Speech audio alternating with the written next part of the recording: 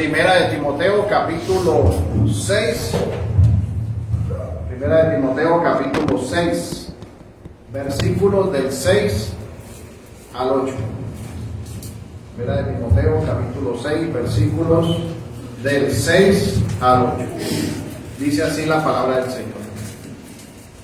Pero gran ganancia es la piedad acompañada de contentamiento, porque nada hemos traído a este mundo y sin duda nada podremos sacar. Así que teniendo sustento y abrigo, estemos contentos con esto. Señor, añada bendición a su palabra. Oremos. Señor, Dios Padre eterno, majestuoso y maravilloso, te damos gracias en este día que nos acercamos a tu palabra, por la bondad y misericordia de ser tus hijos y de poder escuchar la verdad. También por la misericordia y bondad que tú permites, Señor, como medio instrumental de predicación del Evangelio, tu palabra, Señor. Te pedimos que nos guíes en medio de este sermón, Señor, el entendimiento de tu verdad, que tú ayudes en la debilidad al predicador y que sea tu nombre glorificado, que tu Santo Espíritu nos ilumine, Señor, y nos ayude para poder tener la comprensión, la iluminación, la luz necesaria en el entendimiento de tus Escrituras y que puedan ser guardadas para ser vividas para la gloria de tu nombre. Gracias te damos, Señor, en nombre de Jesús. Amén. Pueden sentarse, mis hermanos.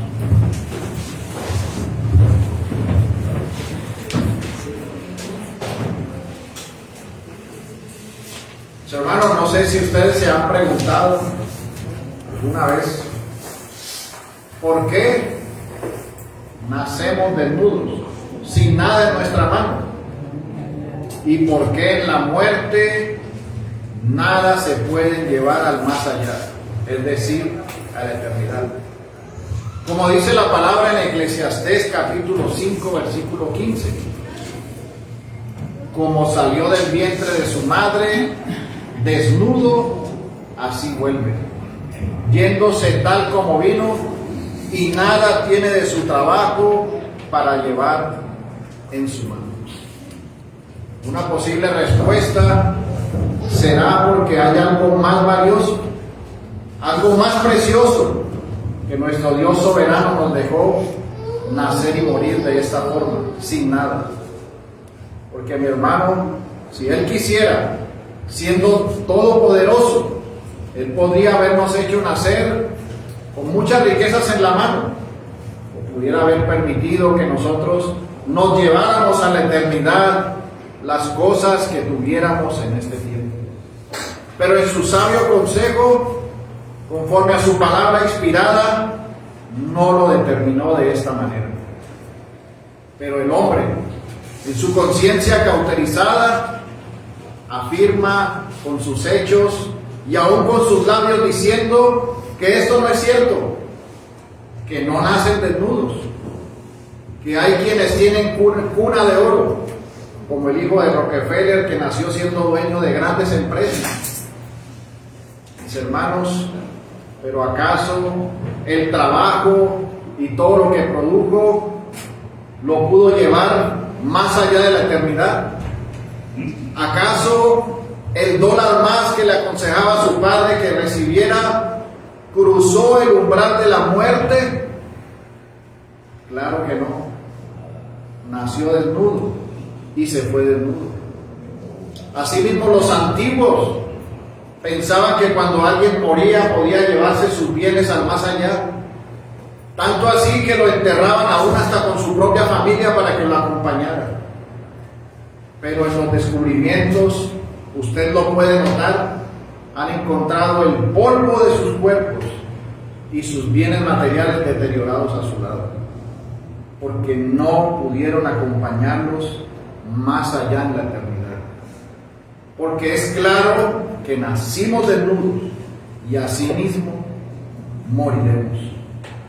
Mis hermanos, y sabemos nosotros, y esto nos lleva a preguntarnos, entonces, ¿en qué podemos tener contentamiento? Si si nacemos sin nada, si todo lo que produjimos no nos lo podemos llevar, nada podemos hacer, entonces, ¿dónde está el contentamiento? ¿Y qué es eso de la piedad que nos dice nuestro texto que debe acompañar ese contentamiento?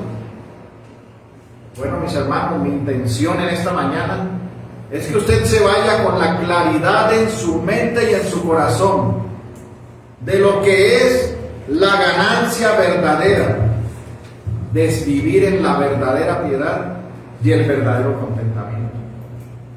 Y para eso vamos a desarrollar este sermón, pidiendo la ayuda y la guía del Espíritu Santo para que lo hagamos conforme el Señor nos lo permita.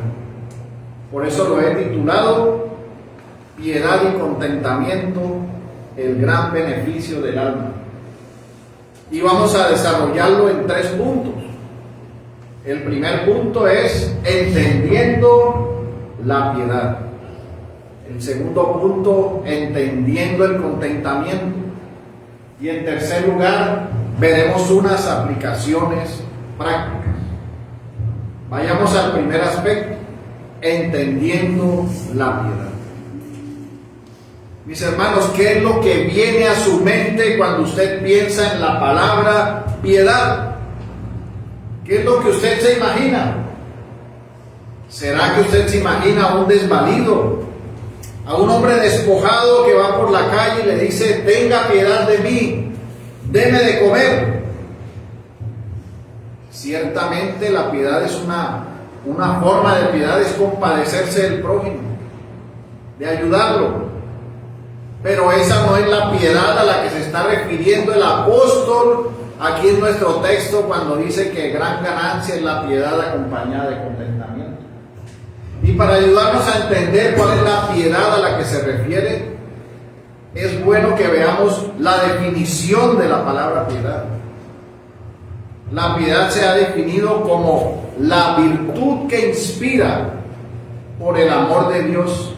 Es la tierna devoción a las cosas santas y por el amor al prójimo, actos de amor y compasión.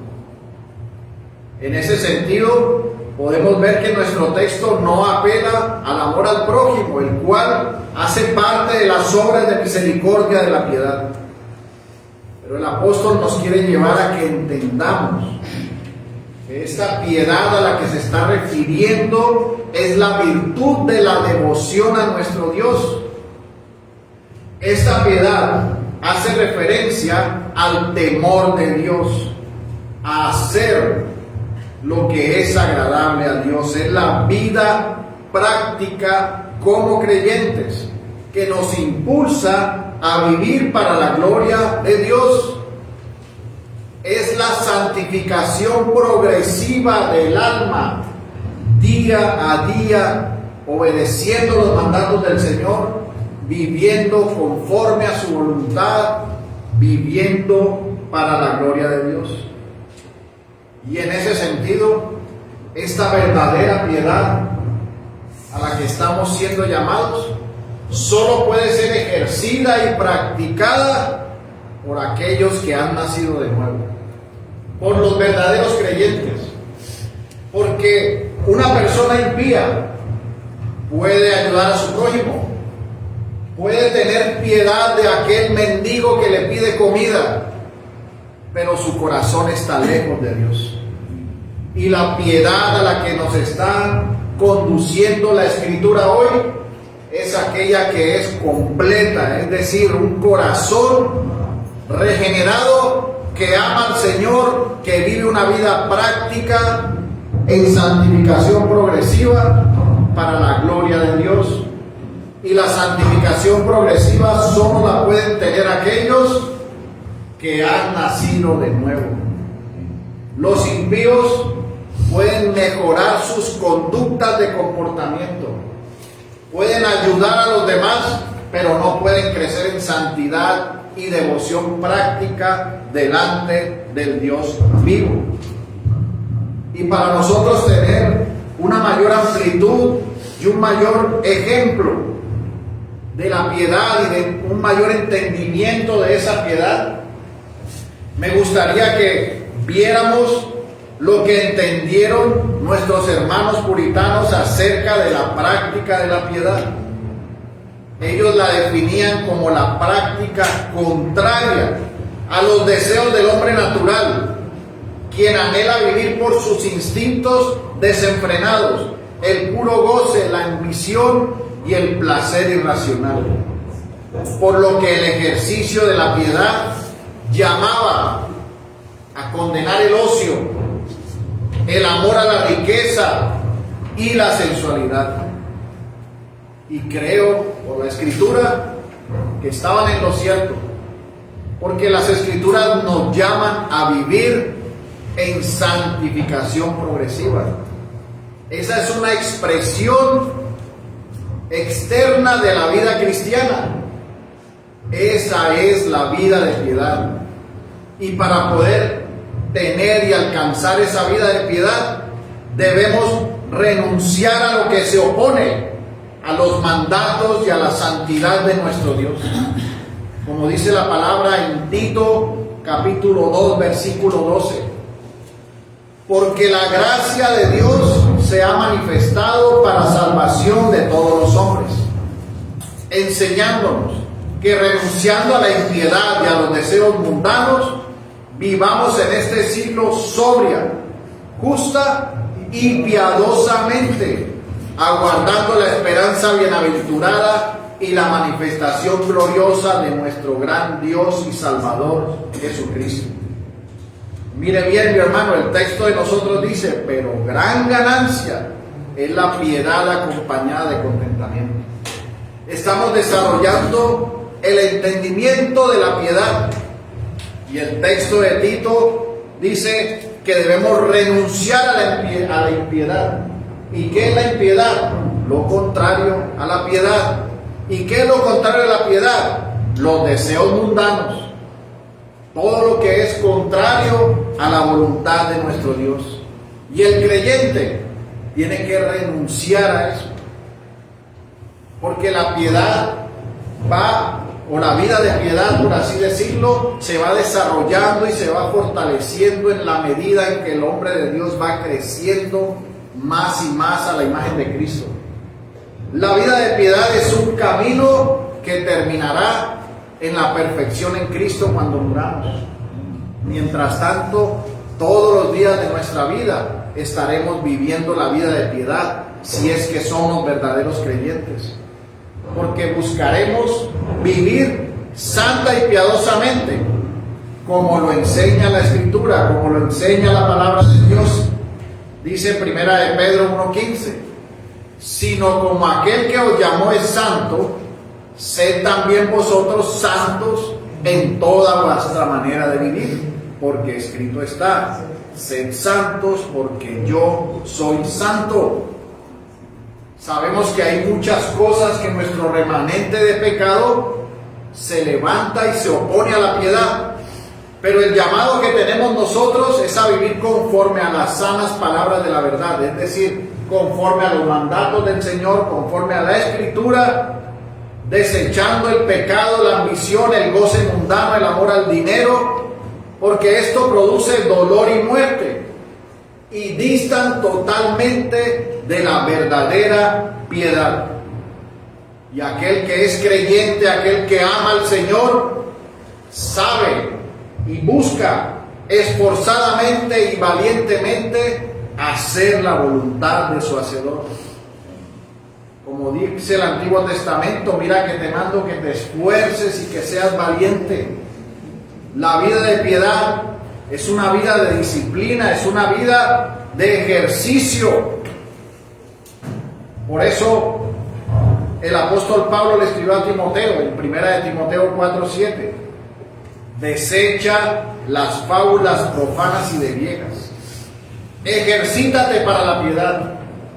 Así que, mi hermano, usted cuando nace de nuevo, cuando usted es un creyente por la gracia irresistible de Dios que se manifiesta en su corazón por el llamado del Evangelio, por ese llamado eficaz, usted en ese momento inicia su vida de piedad. Usted es un piadoso, pero un piadoso que ejercitarse en esa piedad, que debe vivir esa piedad, porque usted inicia la batalla contra el pecado. Usted ese pecado que amaba ahora lo aborrece. Usted ahora batalla para ser santo como el Dios Todopoderoso es santo. Y en ese sentido, usted debe ejercitarse. ¿Para qué? Para que en su santificación progresiva usted crezca. Y el texto que dice, ejercítate para la piedad. Este ejercicio es esa santificación progresiva. Es como cuando una persona está en la disciplina del gimnasio, de alzar pesas, de ganar masa muscular. Los que trabajan en ello son muy disciplinados en el ejercicio, son muy disciplinados en levantar sus pesas, son muy disciplinados en lo que comen, en lo que se ejercitan. Y nosotros debemos ejercitarnos en la piedad, en la santificación progresiva de nuestra alma, haciendo crecer los músculos espirituales, usando los medios de gracia, tomando la dieta de dejar el mundo y alimentarnos de la palabra de Dios, levantando las pesas de la oración, alzando la mirada en Cristo, corriendo a congregarnos en la comunión de los santos.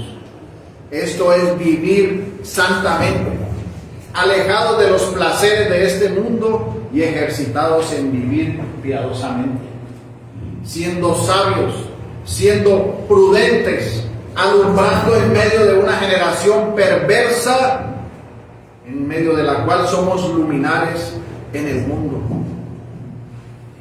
Y otra cosa que nos ayuda a ejercitarnos en esa piedad es recordar el mayor ejemplo de piedad que tenemos nosotros. Y ese mayor ejemplo de piedad es nuestro Señor Jesucristo, quien realizó el mayor y más grande acto de piedad al ser el autor y consumador de una salvación tan grande para su gloria. Así que si el Señor en la subordinación trinitaria fue devoto en obediencia al Padre para cumplir los misterios de la piedad, Él mismo es la máxima expresión de la piedad.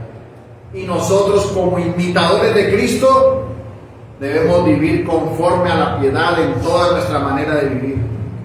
Así como nuestro Señor mostró su acto de amor, de misericordia, de fidelidad, nosotros no podemos vivir a las espaldas de lo que nuestro Dios ha hecho por nosotros.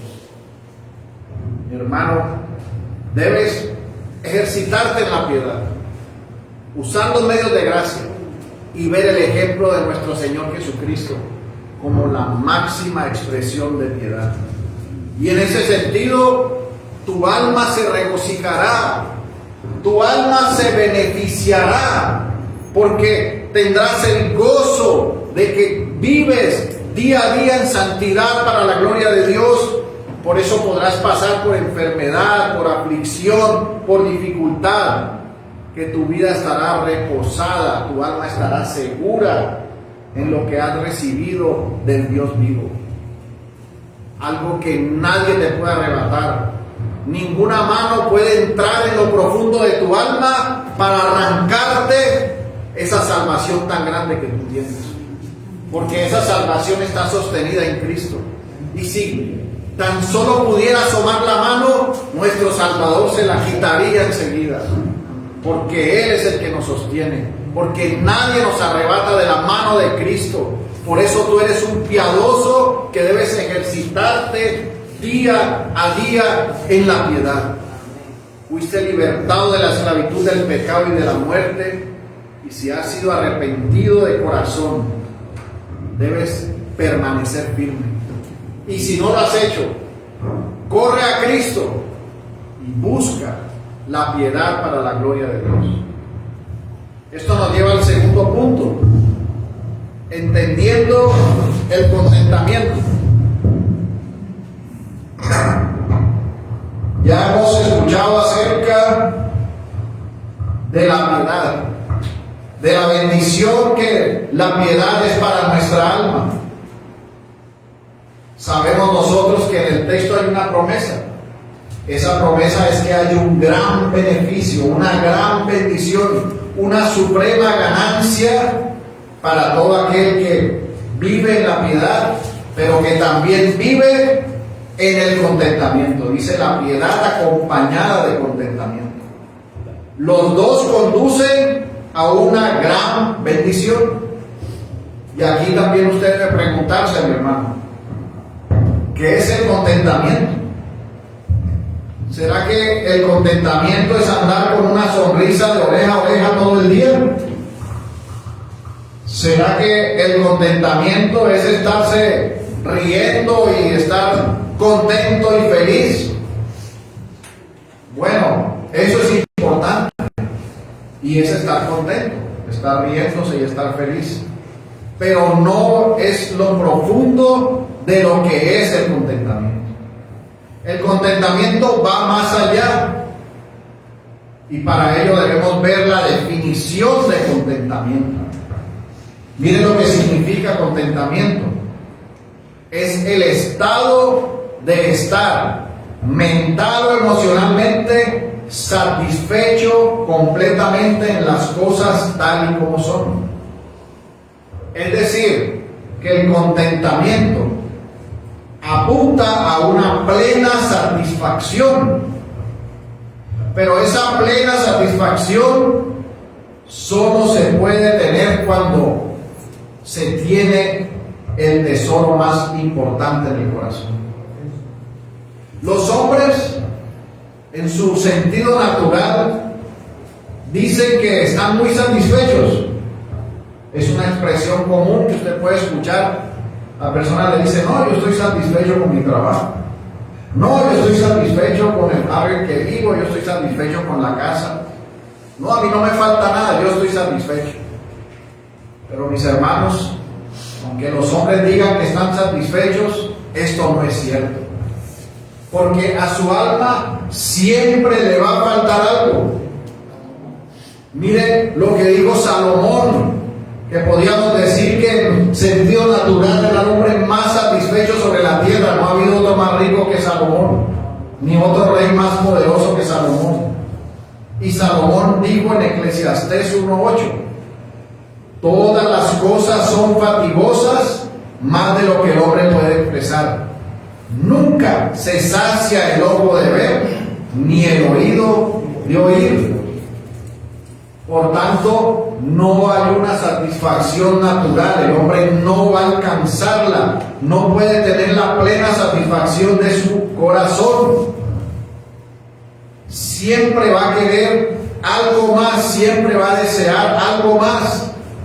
Por eso es que usted escucha a la gente, y por eso de pronto se escucha hasta usted mismo diciendo: ¡qué moto más bonita! ¡Uy, qué carrazo! ¡Qué casa tan hermosa! ¡Qué bueno debe ser vivir allí a la orilla de esa piscina! Son expresiones que simplemente están manifestando su deseo de tener. Y en ese sentido debemos entender que la base del contentamiento jamás estará en las cosas temporales, en las cosas que perecen, en las cosas materiales y las posesiones de este mundo. Todo lo que este mundo ha hecho se permea y se acaba. Usted ve una camisa, la desea, la compra, y si le cae un poquito de cloro se le dañó, ya no sirve más. Usted compra unos zapatos y se desgastan. Usted compra un carro y se daña. Usted compra una casa y se llena de humedad. Usted compra y compra y se daña, y usted compra y compra y usted nunca es satisfecho. Siempre va a tener algo que estar haciendo o consiguiendo. Aún los alimentos tienen fecha de vencimiento. Entonces no puede haber una satisfacción en las cosas externas que simplemente sabemos que se acaban. Aún las 7 maravillas del mundo, si no le hacen mantenimiento, se acaban. Todo se va desgastando, todo va pereciendo. Es una ley natural. Las cosas externas perecen y desaparecen. Usted escucha a las personas decir: yo fui un gerente, yo trabajé en esa oficina, yo fui ministro, yo fui alcalde, yo fui en pasado, porque todo eso pasa. Aún su trabajo, aún lo que usted hace, pasa, porque todo es niebla. La vida es una niebla, es humo, se marchita, se disipa. Y esa es una realidad que no puede ser escondida ni guardada. Ahora usted se preguntará: ¿y entonces dónde está el contentamiento? Si yo pensaba que estaba contento por este trabajo que tenía, por todo esto que poseía, ¿dónde se encuentra el verdadero contentamiento? El verdadero contentamiento nace en el interior del alma, pero no lo produce el hombre de una manera natural. Al igual que la piedad nace por una nueva vida en Cristo.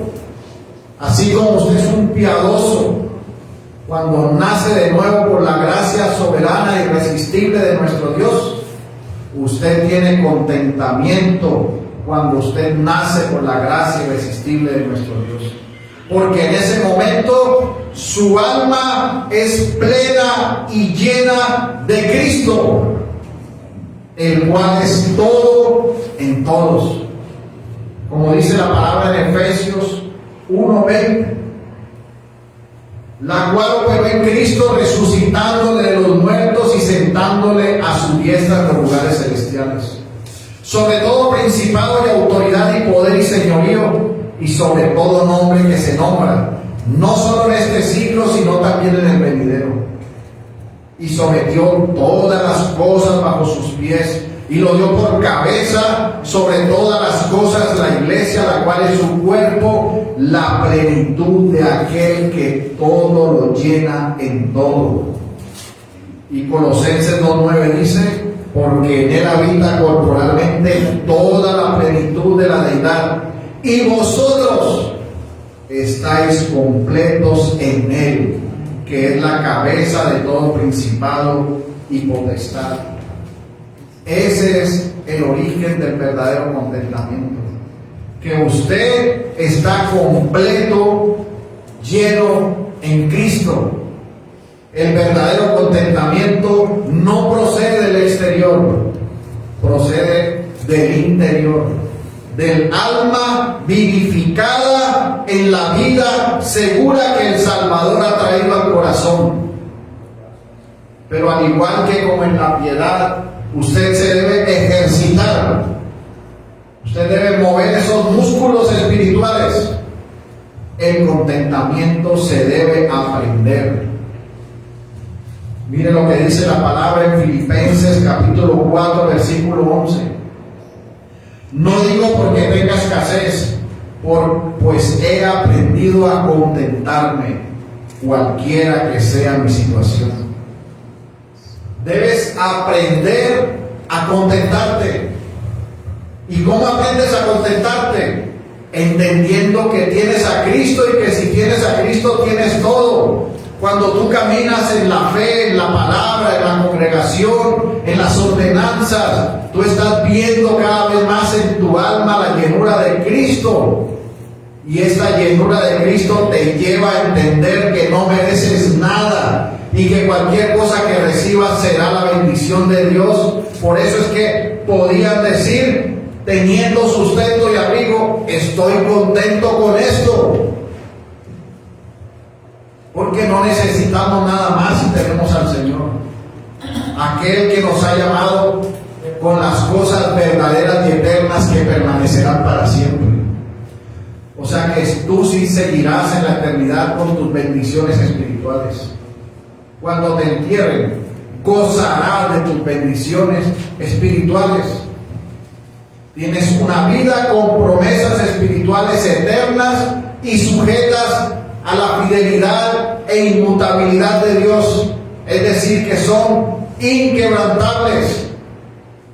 Y en ese sentido, la promesa es que tienes gran ganancia, teniendo una piedad y teniendo un contentamiento. viviendo conforme a la voluntad de Dios y teniendo la plenitud de tu alma y tu mirada puesta en Cristo. Por eso es que cuando usted escucha la oración del apóstol Pablo por la iglesia en Éfeso, usted puede ver a un hombre que está lleno de Cristo en su corazón y que apunta a que entiendan y vean las cosas espirituales. Miren lo que dice Efesios capítulo 3 versículo 14. Por esta causa doblo mis rodillas ante el Padre de nuestro Señor Jesucristo, de quien toma nombre toda familia en los cielos y en la tierra, para que os dé conforme a las riquezas de su gloria el ser fortalecidos con poder en el hombre interior por su espíritu, para que habite Cristo por la fe en vuestros corazones, a fin de que arraigados y cimentados en el amor, seáis plenamente capaces de comprender con todos los santos cuál sea la anchura, la longitud, la profundidad y la altura, y de conocer el amor de Cristo que excede todo conocimiento, para que seáis llenos de toda la plenitud de Dios. Dígame, mi hermano, ¿dónde encuentra usted aquí al apóstol pidiendo por una iglesia más bonita, por una casa más lujosa? Señor, envíame un carro con 12 caballos y estoy cansado de ir en mulo. Por ninguna parte. Él está orando para que haya un fortalecimiento espiritual, para ser llenos de la plenitud de Dios, porque eso es el contentamiento. Entender que en Cristo tenemos todo y que nuestra fortaleza debe ser espiritual. Debe ser aquella que apunta a vivir conforme a la fe, conforme al Señor en todo lo que hacemos. Ahora puedes preguntarte, ¿dónde está tu contentamiento? ¿Será que tú tienes la plenitud en tu vida para enfrentar cualquier circunstancia, entendiendo que es lo mejor que el Señor ha determinado para ti? Mi hermano, el Señor nos ha dado las cosas conforme en su providencia al propósito eterno para cada uno de nosotros. Si por ejemplo su hijo pequeño de 4 años le dice, papi, dame un cuchillo, usted no le puede dar un cuchillo porque no lo sabe manejar. Si usted se lo diera, se mata. Pero si ya tiene 20 años y se graduó de chef y le dice, papi, regálame un cuchillo, usted se lo regala porque él ya sabe qué hacer con eso. Mis hermanos, nuestro Dios nos da lo que necesitamos conforme a su propósito eterno. A veces tú eres un niño de 4 años pidiendo un cuchillo, pero a veces eres un joven de 20 años que sabe qué hacer con un cuchillo. Así que Él te dará lo que es necesario, y si lo necesario que debes tener ahora es sustento y abrigo, debes estar contento con eso, porque es lo mejor y el bien que Dios ha determinado para tu vida. No dejes que tu corazón se llene de avaricia, de envidia, de deseos mundanos, de concupiscencias. Ya tienes el mejor tesoro, la perla de gran precio, a Cristo en tu corazón. Por eso es que los apóstoles podían expresarse como lo hacían en Hechos 5:40. Mire lo que dice la palabra. Y convinieron con él, y llamando a los apóstoles después de azotarlos, les intimidaron que no hablasen en el nombre de Jesús y los pusieron en libertad. Y ellos salieron de la presencia del concilio gozosos de haber sido tenidos por dignos de padecer afrenta por causa del nombre. Y todos los días en el templo y por las casas no cesaban de enseñar y de predicar a Cristo. Hermanos, los acababan de azotar, de insultar, de amenazar con su vida por causa de Cristo. Ellos no salieron llorando, lamentándose, ¿por qué a mí? No, dice la palabra que salieron gozosos de haber sido tenidos por dignos de padecer afrenta por causa de su nombre, porque tenían contentamiento. Sabían que si eso era lo necesario, gloria a Dios, porque estaban completos en Cristo. gozosos y felices en su corazón. Por eso el apóstol Pablo también podía decir en Romanos 5:3, y no solo esto, sino que también nos gloriamos en las tribulaciones, sabiendo que la tribulación produce paciencia y la paciencia prueba y la prueba esperanza. Y la esperanza no avergüenza, porque el amor de Dios ha sido derramado en nuestros corazones por el Espíritu Santo que nos fue dado. Hermano, la tribulación produce paciencia. ¿Piensa usted de esa manera? ¿O será que a usted la tribulación le produce es impaciencia para salir al prestamista corriendo? ¿Qué es lo que usted hace en su corazón cuando usted está enfrentando las circunstancias? ¿Será que espera en Dios? ¿Será que dobla sus rodillas, guarda su corazón y dice como Job: Jehová Dios, Jehová quitó, sea el nombre de Jehová bendito? Ahí es donde empezamos a aprender el contentamiento en cada circunstancia que enfrentamos. Por eso el apóstol decía: he aprendido a contentarme. Mi hermano, debemos ejercitarnos en la piedad, pero debemos aprender el contentamiento, y eso es un gran beneficio para el alma, es una gran ganancia para el corazón y la vida del creyente. A eso debemos apuntarle. No falta nada en tu corazón, no falta nada en tu vida, porque tienes lo más importante y lo mejor, que es a Cristo. Esa es la gran ganancia. Cristo el Señor, nuestro mayor tesoro, nuestra mayor bendición. Cuando tú unes la piedad con el contentamiento, ves a Cristo.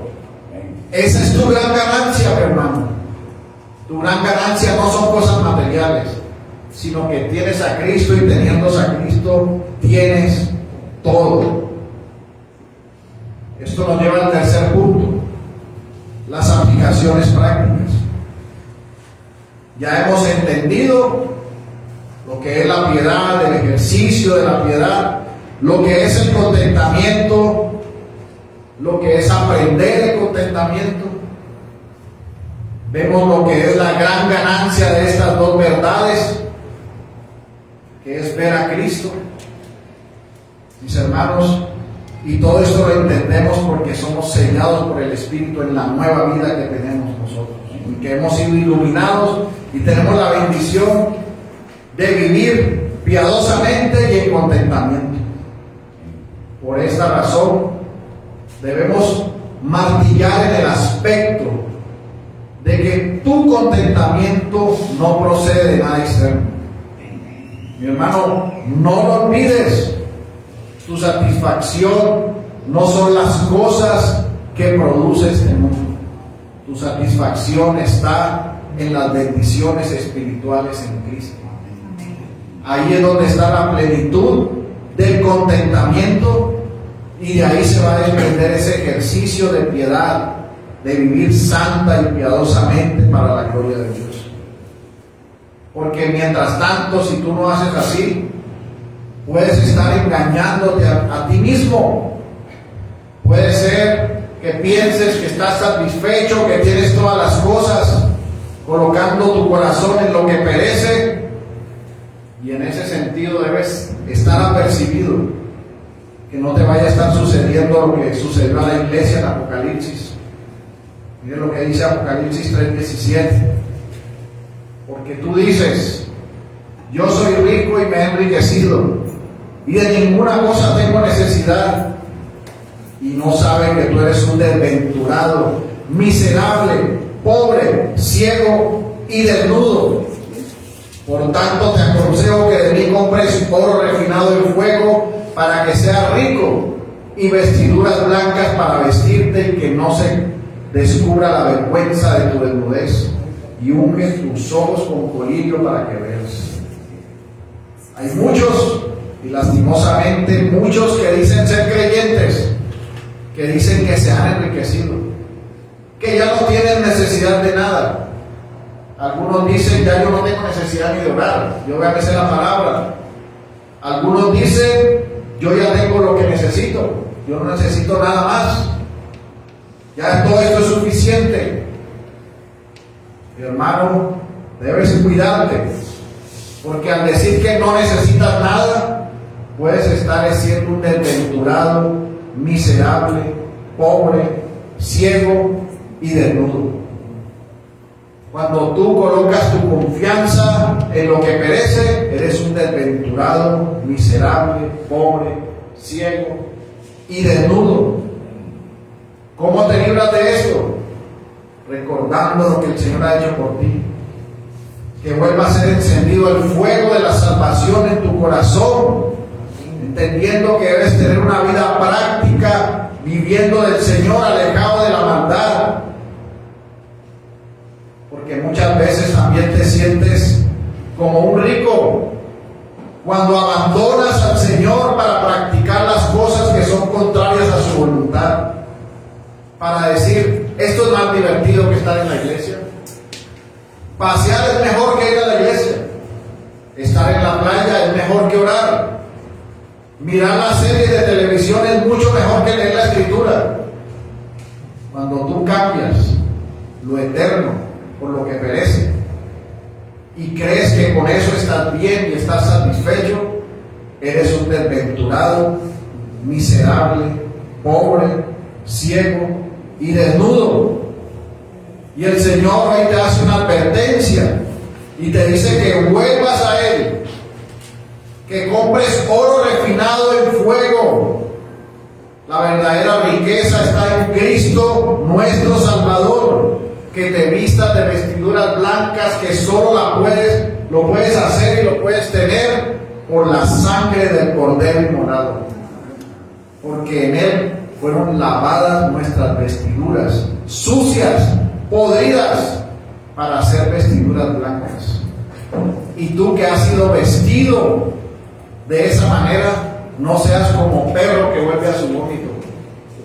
Vive para el Señor, ama la verdad, ama el vivir en el gozo de tu salvación. Nada has traído a este mundo y nada te llevarás. Comprende que el bien más preciado es tu alma, y esta ya tiene una eternidad con Cristo desde ahora. Alza tus ojos y mira que nada mereces. Recibe lo que es necesario para tu vida. Si es sustento y abrigo, gloria a Dios. Si es un poco más de esto, gloria a Dios. Si es menos, gloria a Dios. Porque tu corazón debe deleitarse es en el Señor y en su verdad. No fantasees con hacerte rico. No ames, no anheles las cosas que te van a alejar más del Señor y más las fuerzas de hacer la voluntad de Dios. Así que mi hermano, no necesitas nada más. Sustento y abrigo. Ahora, no le estoy diciendo con esto que no tenga una meta, que no tenga un propósito, que no tenga un trabajo. Pero si usted tiene contentamiento, usted va a saber que todo lo que usted haga lo va a enfocar para la gloria de Dios. Que todo lo que usted emprenda lo hará para la gloria de Dios. Que si usted recibe lo usará para el reino del Señor. Que lo que usted haga lo hará mostrando que usted es un verdadero creyente. Como dice 1 Corintios 10:31. Si pues coméis o bebéis o hacéis otra cosa, hacedlo todo para la gloria de Dios. Así que si en esta mañana hay alguno que sigue confiando en lo externo, en lo temporal, en lo que perece y está totalmente lejos del Señor, hoy estás escuchando el Evangelio de Cristo, el Evangelio de la salvación. Debes entender que mientras permanezcas y perseveres en tu pecado, eres un desdichado que va camino al infierno. Pero hoy, por el medio instrumental de Dios, que es su palabra, está siendo llamado a una vida eterna en Cristo. Así que arrepiéntete y ven a Cristo y humíllate delante de Él. Llamada iglesia, que el Señor nos ayude a tener gran ganancia en la piedad y contentamiento, que vivamos en gozo y paz por lo que tenemos, así sea sustento y abrigo para la gloria de Dios. Oremos. Bendito Señor, Señor Dios y Salvador de nuestras vidas. Gracias, Señor, porque en tu palabra se nos es recordada las verdades esenciales para nuestra vida espiritual. Te pedimos, Señor, que nos ayudes para ejercitarnos en la piedad, para tener una vida práctica en santificación progresiva para tu gloria, Señor, y para que acompañemos eso con el verdadero contentamiento, ese que sale del alma en la plenitud del que lo llena todo en todo, que eres tú, Señor bendito y poderoso. Ayúdanos, Señor, para que esto nos ayude a tener la gran ganancia de verte a ti, el autor y consumador de la fe. Guíanos, Señor, y levanta nuestra alma y nuestro corazón. Necesitamos de ti, Señor. Somos débiles, pero en ti somos fuertes, porque tu poder se perfecciona en nuestra debilidad. Gracias te damos, Señor. En el nombre de Jesús. Amén. Bueno, mis hermanos, vamos a pasar a la cena del Señor en este día. Les pido el favor que se coloque sobre sus pies.